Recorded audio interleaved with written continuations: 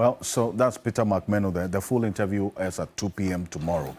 So it says a number of things that stands out. It's a gaffe.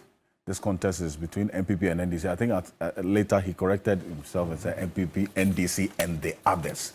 So I know lawyer Buaben Asamoah was readying himself to remind Peter McMenu that the movement for change, day inside, where you are still in the race for the presidency. Cloud Cuckoo land. He's in where? He's in Cloud Cuckoo land. Cloud Cuckoo land. He is not in Ghana. Why? Pretending that character of individuals who lead us in the political process doesn't matter. He says it will not have any material effect on the chances of the party. McMenu is telling us that it is MPP, NDC as institutions who are involved in this election, and therefore they can bring anybody, irrespective of their character traits, to lead this process, and it will not have an impact on the people of Ghana who are going to vote.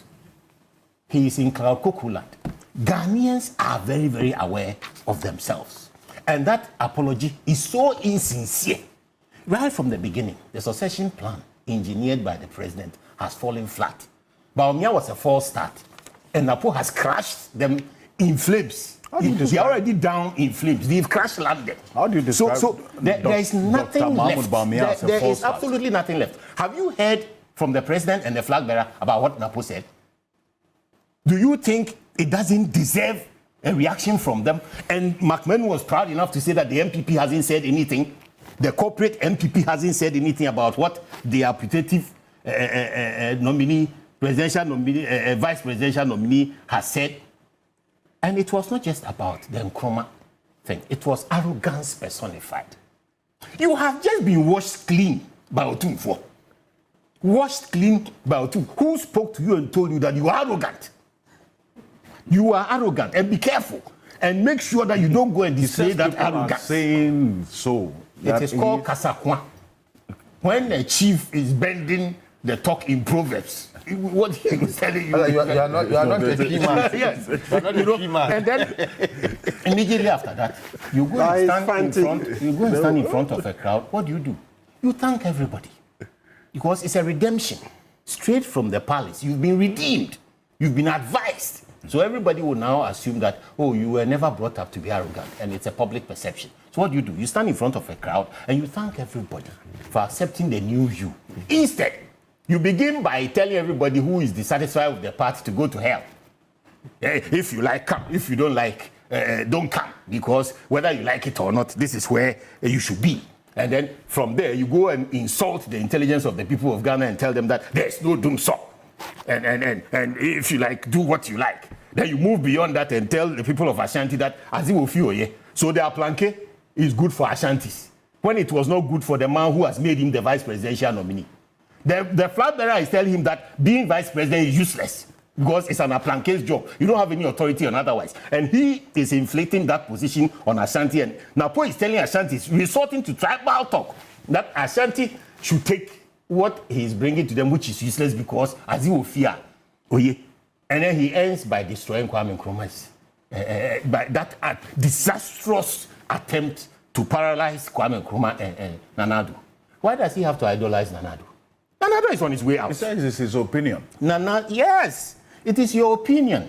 You are entitled to have an opinion, but you cannot denigrate what was there already. So it is his opinion to say that Nanado is the best since independence. They say it all the time. We are the best. What they never admit is that they've been the worst in managing the economy.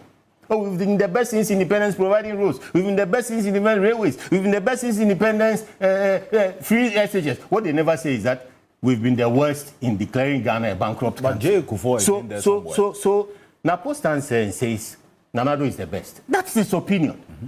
But when he throws his left hand into the air and says, Monfa Kwame Nkrumah, then you've gone beyond comparison to denigration. And then I guess somebody pulled his trousers because he almost mentioned Kufuor's name. He eventually mentioned Kufuor's name.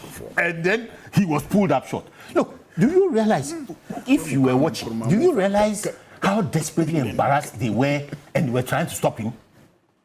Pulling at him, the national organizer got himself a microphone to try and stop him. I saw people get up to come and stop him. A note was passed to him. That is how desperate they were. So it is not a matter of this insincere apology. It is a matter of a succession plan gone bad. It has been botched. The succession plan was botched.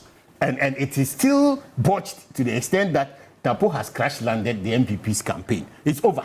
When he went to the Western region, he had another opportunity to redeem himself. He rather went there and told them that he is right. And that, as for him, he tells the truth. And in Ghana, he's the only truth teller, and the Ghanaians are psychopaths. He went to abuse us even further. Yes.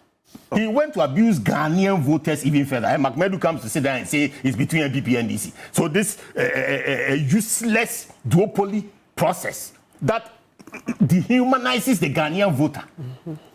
A duopoly which presumes to use the name of an institution, MPP, NDC, rather than the character, the ability, the capacity of the individuals that are selected to lead. It's not a sustainable process. That is where I want to tell McMahon that he's wrong when he says that the MPP is between MPP and NDC. It's over. It is now between the people who can lead us. It is between the people who have vision. It is between the people who have performance. It is between the people who can lead us out of where we are to a point where we have stability, growth, resilience, and prosperity for all. And that is where we are going with Alan Martin. It has nothing to do with those institutions anymore. Nothing to do with those institutions. And if it has everything to do with those institutions, then the MPP cannot stand up to scrutiny, being led by Baumia, who has failed woefully on the economy, and being assisted by Napo, whose voice and body demonstrates arrogance personified.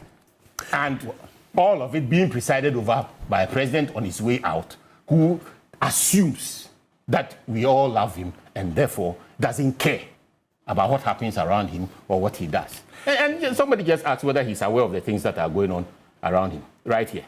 Okay. Well, is he aware? Does the president really believe that where we are now, the MPP in whose name he's managing us is governing this country? No. Does the MPP itself believe that they are governing this country? No. The MPP as a political organization is being processed and managed by individuals who are in charge of the power and authority that the MPP has secured for them. This country, we've gotten to the stage where we shouldn't allow would-be leaders to hide behind institutional names. We should interrogate those individuals as leaders. We should get the best possible. There's hope in democracy. It's the best way forward, but the choice belongs to the people. Well, when you go to vote on 7th December 2024, look for the right kind of person who you will vest your executive authority and power in. Look for the person who has demonstrated a record of integrity, capacity, action, and vision. Don't go there and vote for an institution which is moribund, an institution which cannot progress you, an institution you've had experience of, which does not have the capacity and ability to lead you where you want to go. Vote for progress. Vote for the man who can take you where you need to go.